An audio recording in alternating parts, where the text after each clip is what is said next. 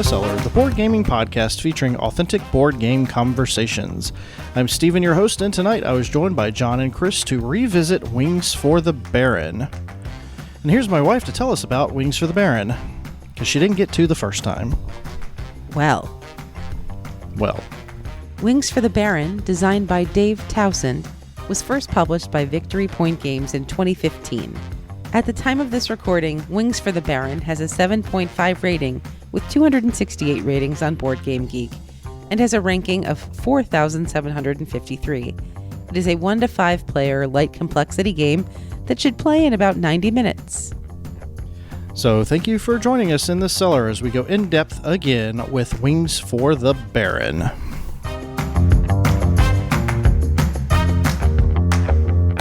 All right, so we're revisiting Wings for the Baron. Oh, standard game. And this time we're going to play the standard game, which is just the fighter. Yeah. So, John, you want to go over the differences besides just the fighter of the standard and the campaign game? Largely the same game. You play the same cards. All that sort of thing goes the same way. In the version that we played the first time we recorded on this game, you had 3 different airplanes you were driving for, and different things allowed you to advance the technologies on the 3 different kinds of airplanes. This was the standard game, and in this, there's only the fighter plane. And for each advancement in technology you can make on your fighter plane, there is a specific card that you need to play. And when it comes time to award contracts, the only way you're getting contracts is by having a good fighter.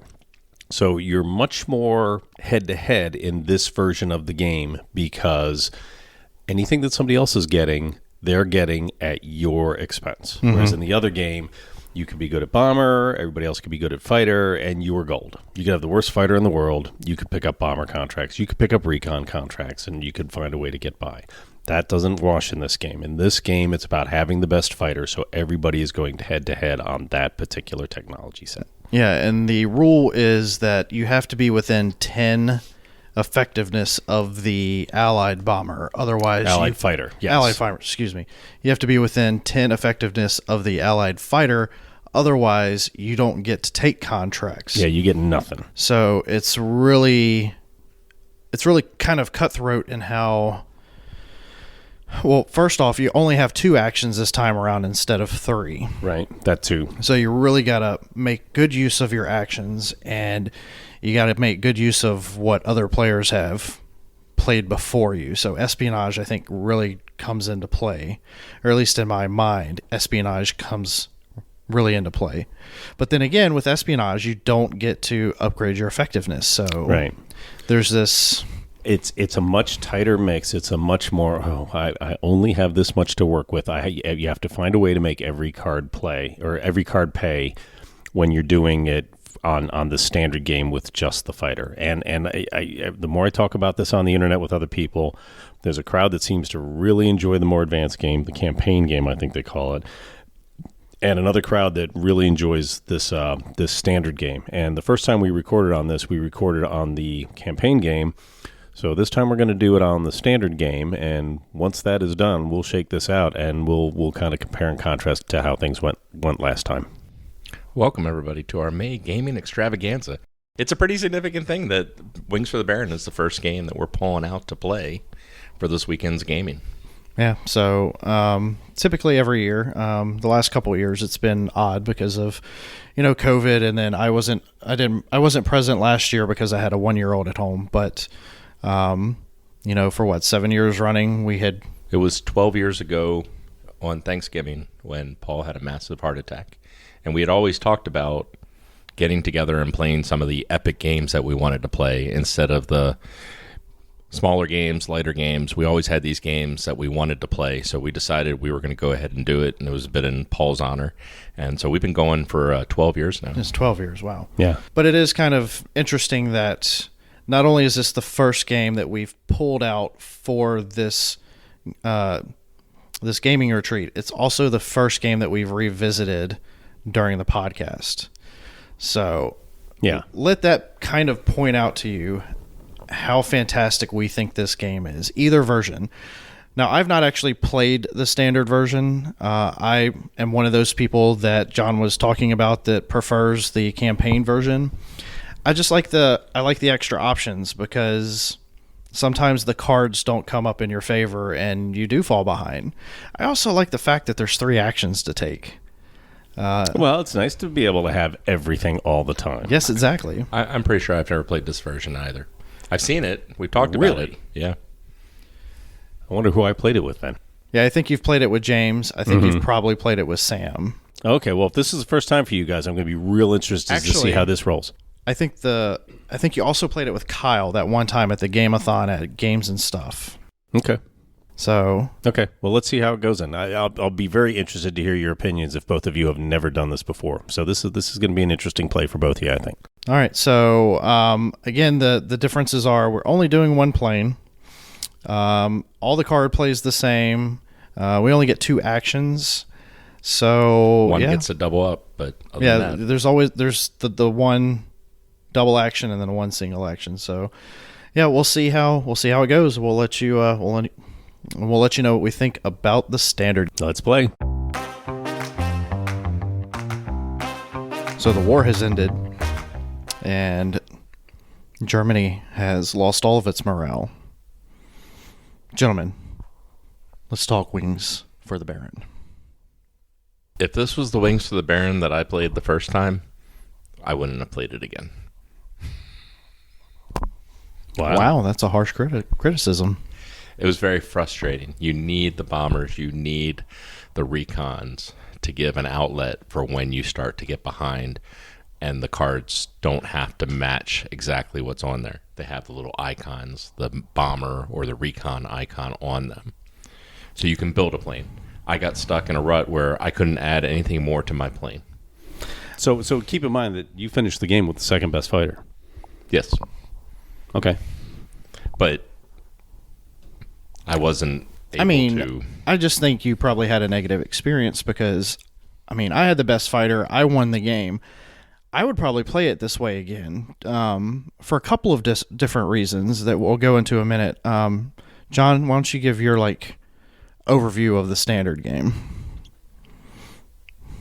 Okay, you mean of this play right now? Yeah. Do you think the standard game is still your preferred style, Okay, so first of all, the standard game is simpler. So there's less just brain stress when you're running through all of it. You don't have to try and measure up 3 or 4 different things. What I found, you playing it tonight, and I had some bad card draws. You had bad card draws too, Chris, but that's part of playing games with cards. There's much more of a seat of your pants. There's much more of you're kind of living on the edge in this version of the game. You don't have, Papa's money to back you up if things don't go well. This is your one thing, and this is what's going to make it work. And I felt that I really found ways to kind of wring it out in order to stay in this game. Got some good die rolls on the award contracts phase. I'm not gonna. Yeah, you rolled 6 3 times. 2 or maybe 3 times in a row. It was at least 3. Yeah. And I stole your ace, which meant that really paid having that into the mix as well. But I just find this game is much more edgy. I'm much more. I got to watch the end. Things are coming, and there's much more energy in this than the bigger game, which just it feels more methodical to me, and it feels a little more open. It feels like it's like a free roam game instead of this one where you're locked down, where you have to build the fighter. And I have to play Sam's part on here, like when you're saying it doesn't take the brain power. Well, now I'm reading the entire card and I'm trying to figure out how can I use this card. I will give you that is now the lower half of the card suddenly becomes every bit as important Much as the more top half of the card, actually, because in the campaign game with the three planes, it's very rare that you actually look at the bottom of the card, which is the action portion of the card, because you need to keep marching airplanes forward. You need to keep building your airplanes, and that's on the top part of the card. Now, with the standard game, suddenly you have a hand of cards for technology that you don't need. So then you start looking at the action to see if any of that's useful to you. And then you start looking at the technologies that you do need but have really powerful actions, and you have a really interesting decision to make on some of these cards.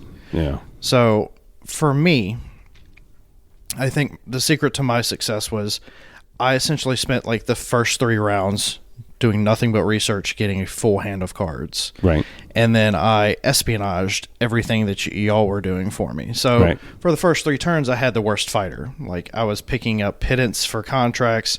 The first turn, had I not won the tiebreaker, I wouldn't have even gotten a contract. And then the second turn, I think I might have gotten one as well. But then I turned it up, and I was able to build the fighter that I have in about 3 turns total. Right, and suddenly you had a competitive fighter along with the other 2 of us. And Which essentially, none of us were able to. We never caught back up to him. Yeah, and at that point, all I was doing was banking and building factories. I wouldn't go that far, because there was a patch in the middle there where I had best fighter, even though he had already done his big lift. So I think I was doing okay with him up through the middle, until I got some poor card draws. But yeah, you spent the time early to get a bunch of research cards in your hand so that you could start wiggling them in the way you wanted to go. So part of the other part was, because I was false and had the 3+1 bonus actions. Yeah. Every time I did a design, I did a 3 design. Yeah. So every time I took the design action, it was the most efficient design action that could be taken. And you got to roll those extra dice, which meant you always had the best airplane that you were going to get. And so that way I wasn't incrementally improving my fighter. I was leapfrogging my fighter. And that's kind of I played Fokker, which gives you a talented engineer to start the game. And that can't be stolen. Yeah. That cannot be stolen. So I have him the entire time. And the nice thing about that is, when I design my plane, I would get to roll 2 dice and take the higher number of the 2. So the chances of me having a better plane early were there. But that was negated by both of you having a talented engineer. Yeah, but come out. We took an action to get that talented engineer. Those were design cards we could have used for other things. So I mean, there is a give and take there. And yes, you're right that is a disadvantage. I mean, yours is you get what, extra research cards? I get to pull 1 extra research card, but I have to discard. Right. So I end up with the same number of cards, but I get some choice. But in this particular play, I kept pulling doubles. I got double triplane, which I didn't want. I got double monoplane, which I didn't want. I got double thick wings when I already had thick wings. So I kept getting these doubles that weren't doing me any good. Now, for espionage, I got thick wings for free, which is a really hard one to steal, because one of the special actions underneath one of those cards was your espionage works automatically. You got a friend in a high place that steals it for you. So there were places where I was able to bump up the quality of my fighter. I was able to kind of keep things rolling by doing those sorts of little wheeler-dealer pieces on the bottom end of the cards. But towards the end, you use one of those bottom ends to bump your fighter 1 spot better than mine. So for the rest of the battle, for the rest of the game, you got to be in position number 2 selecting contracts, and I was stuck being in 3rd. But you did have an ace, which allowed you to bump up 2 on your political. Right, and I had to steal him from Steven, again, by using the bottom of the research cards. And then you rolled 3 6s in a row, which kind of... Right, so I didn't roll so well. I didn't roll so well for the banks, but I sure did real well as far as getting the awards contracts. That's for sure. I would play this game again. Different strategy than what I started out with. My preference is to play the one with the bomber and the recons, just because I felt like the cards were totally taken out of it, and it felt frustrating that I had like 3 cards that, okay, I've already got the tech. Right. So, but there's another talented engineer here, and if you'd grabbed another talented engineer, but I can't. You can only have 1. Add a talented engineer to your player mat if you do not already have one. So you only have 1, so it's not like I can get an extra die roll. So that card was not helping you. That's Agile, I could add 1d3 to contracts, but you guys were...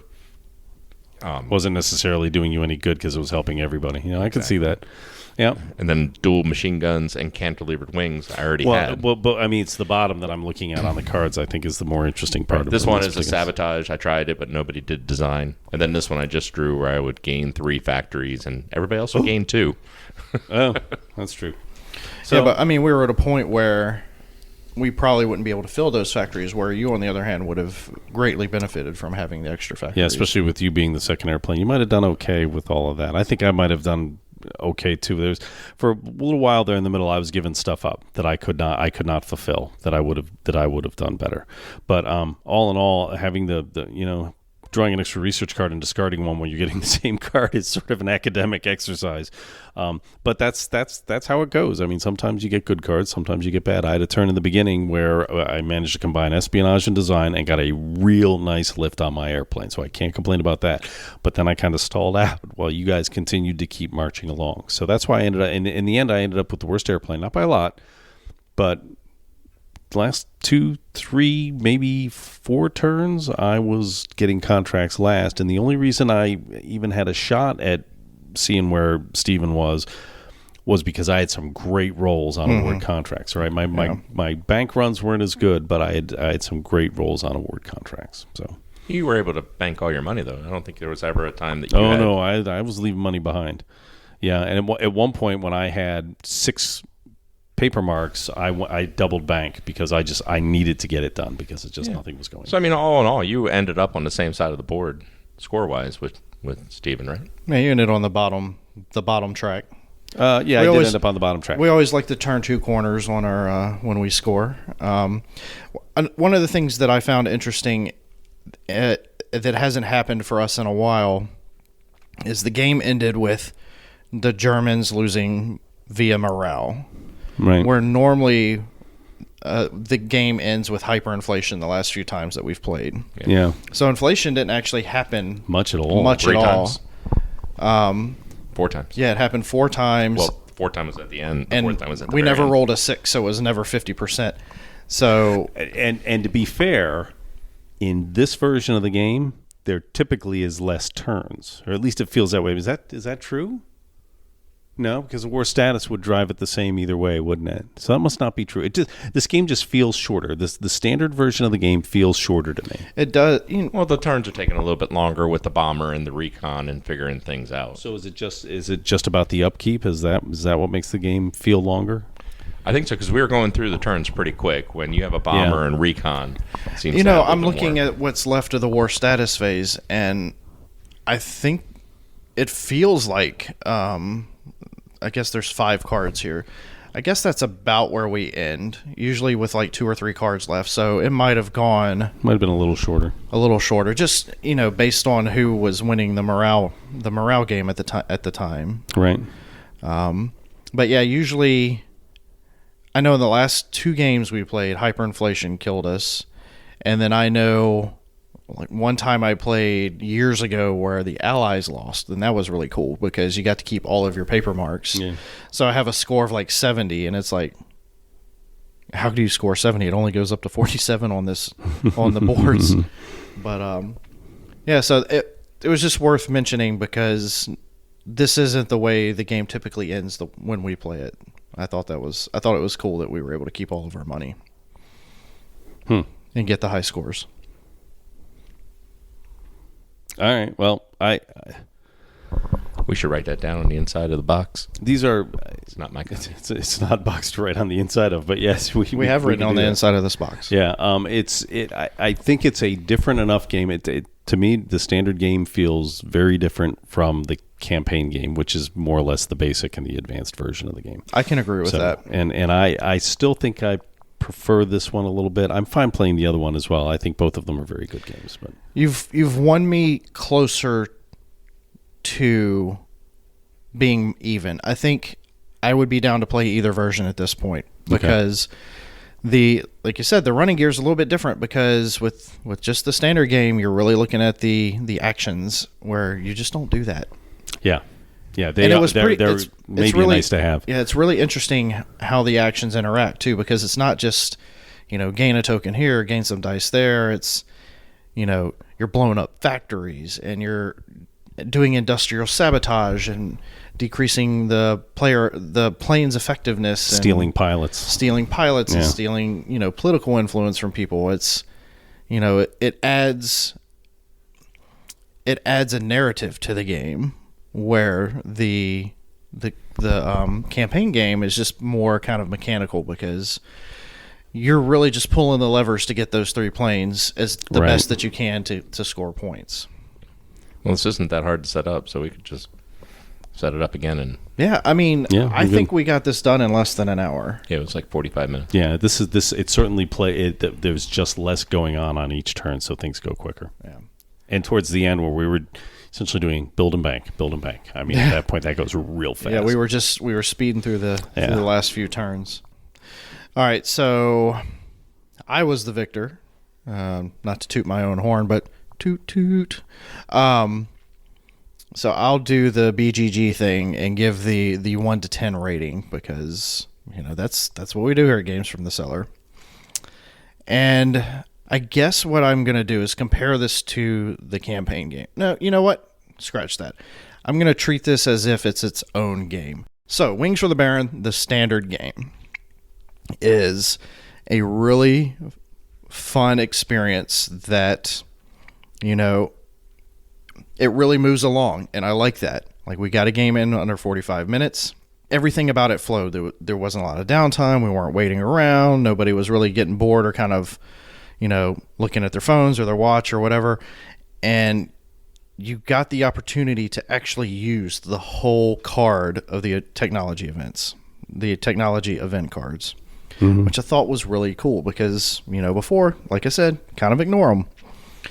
And so, as I mentioned, it brings a narrative to the game that the other one doesn't. And, I think I'm changing my mind a little bit. I think this one's going to eke out the campaign game. And I can't believe I'm saying that, but I guess I have to give this a 7 just because I think this now is my preferred version. The more you think about it. The more I think about it, because like I said, it introduces that narrative. And I like the fact that I can, assassinate somebody's pilot, or you stole a pilot from me. And in this version of the game, that makes a much bigger difference because you can't just say, it really doesn't matter because my bomber is going to fill all my factory orders. Anyway. Yeah. And, I was actually really sad when you took him because, he was being very influential in the politics of the German whatever, and he was getting me a lot of extra contracts. Buying you dollars, yeah. So, I think I like the standard game better. Now, granted, I'll never turn down a campaign game, but I think that's where I'm at with this. So, and I think that's sort of consensus that both of them are very good games. So we're kind of picking. It's it's both games are 7s all day long. Yeah. Like, you cannot argue that the campaign game is not a 7. You cannot argue that the standard game is not a 7. These games, they're both fantastic. It's a horse race, and you got to find a copy. I understand. I can't keep saying that, but one of your friends somewhere has a copy, and you need to play it. Yeah, find one. Find one. If you go to a convention, see if you can find one. Ask around. It's just such a great game. I agree with you that it's basically like we're playing two separate games. So if you think about this game as a separate from the advanced game, the campaign game, this definitely. I liked it, and I did get some bad card draws, and I kind of got some bad dice rolls. So that could have changed around, but. Yeah, it was definitely two separate games. I like how you put the analogy. It's being a separate game from the advanced, but I'm still more on the advanced than this copy of it. So I'll play this again. And if you to put a number on this, 1 to 10? Oh, it's not my turn to rate. You're kind of on a roll. Keep going, man. I was going to say. I give it a solid 7. I liked it. I like Wings for the Baron. Whenever it comes out on the table, it excites me. I was looking forward to playing this one, and I just felt like Fokker fell flat. Boom, boom, boom. Nice work with the alliteration.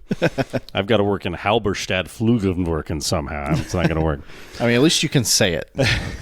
Assuming it's right. Like, I have faults and then just a string of letters that I can't even begin to. I think that's Flugenwerke. Flugzung. We're going to need Vanna White here because you're going to need to buy a vowel. I'm going to have to ask Adrian because, she's our resident German expert. Yeah. It'll take her 6 minutes just to say that name. No, she'll just look at it and be like, it's Faustflugen. Of course, like, right. Come on. You can't say it. It's just like it's spelled. It's that you say it just like it's spelled. So all right. So I remain. I'm the guy that keeps trying to get people to play this version more, And the thing I will say, years ago I had a buddy I used to play baseball with, and he used to say, sometimes the runs just come when you're playing the game. Other times you have to find ways to manufacture them. And in this game, in this particular play, I felt I was really having to find ways to manufacture success. That, a couple of cards didn't go my way. I needed to steal a pilot. I needed to burn down somebody else's factories. I needed to find a way to inch my plane forward just in order to stay into it. And from that perspective, I think this game is much more of a work with what you got, play by the seat of your pants, find a way to make things work, even though the cards aren't falling the way you want them. Yeah, that wasn't really nice of you to burn down 2 of my factories. I felt personally attacked, and I was personally attacked. I was going to say, you shouldn't just feel it. It actually was. It kind of made me sad. But it's arson. I won in the end. Who cares? Yes, right. So, he burned down your factories. He stole your pilot. Right. Yeah, shot your dog and stole your Bible. What else could I do to make it worse? But, so I feel that this is a game where you've got a much smaller toolkit, and you've got to find a way to make those tools work. And I just find that not only challenges me more, but I find there's there's an energy to that. There's something that it brings to the game, that you're sitting on the edge of your seat saying, I got to find a way to make this work. This is all I got to work with. Let's see what I can do. Whereas the advanced game, it's like, look, I got so much stuff in my back pocket that this just doesn't matter that much. Everything I'm doing is long haul. In this version of the game, you've got to play for the end of this turn. Mm-hmm. You've got to make every turn count. So I think there's more energy to this game the way you play it. And that's, I think, part of it just being smaller, the fact that it actually takes less time. I think the game just feels like it shows up, hits you, and is back off of the table before you get a chance to really get overwhelmed by all the bits and pieces that are going on. So that's why I think I've tended to like this game better. And I'll be honest with you, you guys had kind of talked me into, the bigger game, maybe that's the way to go. We played this again tonight, and I'm like, yeah, there's that energy back. I can feel it again, even with my bad card draws. I'm sitting there finding ways to make things work, and that's the kind of gaming that But he I says like. that he had bad card draws, but yet he destroyed factories. He stole. he couldn't. He Yeah, got a talented engineer. It was. You had some things that could make it work. I kind of felt like, okay, I've already got cards. All my cards were things that I had already developed. So there's not, and then it was war status. I could look at the war status card, or I could add 3 contracts. If the game had gone on another turn, that could have actually been somewhat interesting. But yeah, you're right, and I'll appreciate that you're sitting here with 4 cards sitting in front of you at the end of the game that were of no value whatsoever. Yeah, largely worthless. Yeah, I have no cards left, and burning down 2 factories from Steven, yeah, that's good. It's not helping me. It's slowing him down a little bit, but it's not helping me. And in the big picture of things, I knew that was not going to win me the game. That said, you find ways to get your little pieces, and I just you're right. Sometimes you get cards that just don't work so well, and the top half of my cards did nothing for me. So, and that's why I'm saying that I had some bad cards. And the fact that I kept drawing doubles just seemed absurd, just the way the cards got shuffled out. If I was going to play this game again, I would spend more time on research cards, because those could have helped considerably. Yeah, and I kept saying, I got to get back to research and design. I got to bump my airplane up one more time. But as the game was coming to an end, it's like, I can't let go. I got to keep building. I've got to keep cashing in. So yeah, I knew from the start that I didn't have ailerons first and foremost, so there wasn't a clear path for me to design. I did have a better engines card, however, and I held on to it because I knew that if one of you built it, I could then espionage it, and then I had 3 cards that I could throw down all at once. Yeah. So in one turn, I espionaged better wings, and then I threw down better wings 2, dual machine guns, and then ailerons, because I did end up drawing it. Yeah. And so, like I said, every time I did a design, I did 3 designs. Right, because you have those bonus actions. Because I had those bonus actions. Yeah. That's a pretty sweet add-on. Mm-hmm. I'll be honest with you. Yeah, those are worth their weight in gold, or especially in that middle part of the game where you get a chance to really get your airplane out ahead of everybody else's. Yeah, nice. I usually prefer either Haverstadt with the extra research card draw, or is it?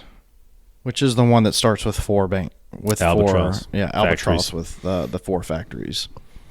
Those are the 2 that I personally think are the strongest abilities, but I think this play of Fault's kind of Sure worked. yeah, it sure worked. Well, you It picked sure a did. strategy that worked very well and executed it very well. Well, I mean, again, the card draw, I had a lot better card draw than you guys did. Yeah, if you got in the stuck with a end. bunch of agile and ailerons and thick wings, there's not much you could do. Yeah. You're going to be destroying John's factories and stealing my talented engineer. Yeah. All right, so did you give us a number, John? This is a fine 7. Flying As high fine 7. as they come. Yep. All right. Well, any parting words for Wings for the Baron? So there's a gentleman out there, and I hope he's listening because Developing version 3. he needs to. Yeah. He's working on version 3, and I hope he hears this and knows that there are people that love this game, and I hope that we drum up some interest in this game so that it kind of lights that fire and gets him to come out with version 3 because. Yes, we have 2 copies of version 2 in our collection. I don't personally own one. I'll be the first in line to buy version 3.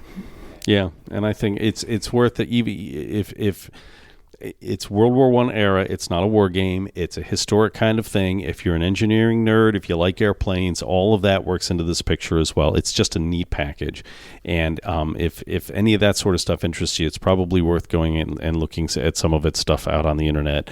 And find the threads where they're talking about republishing this game. Get in there and say, hey, go for it. I'm interested in something like this. This would be neat.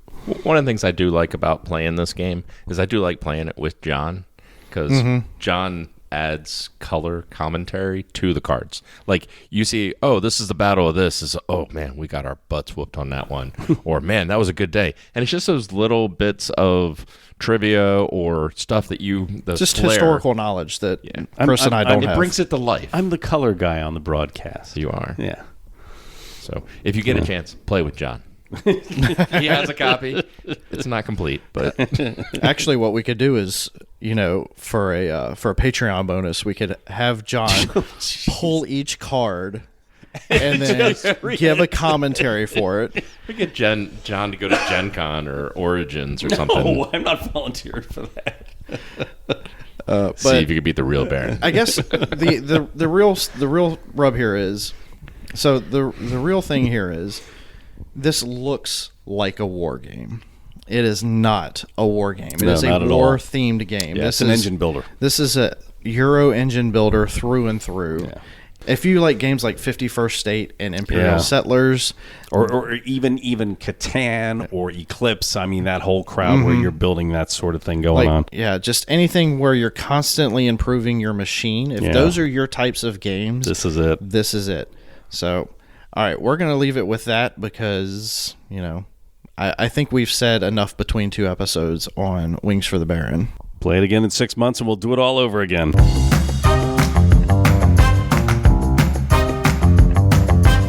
John, Chris, and I thank you for joining us in conversation about the standard game of Wings for the Baron. You can join us in conversation by visiting our website, gamesfromthecellar.com, where you can find links to our social media and Discord server. The Pick Our Play poll for June is now open until May 31st. Join us in our Discord to nominate and vote the game you want us to play in June. We look forward to hearing from you.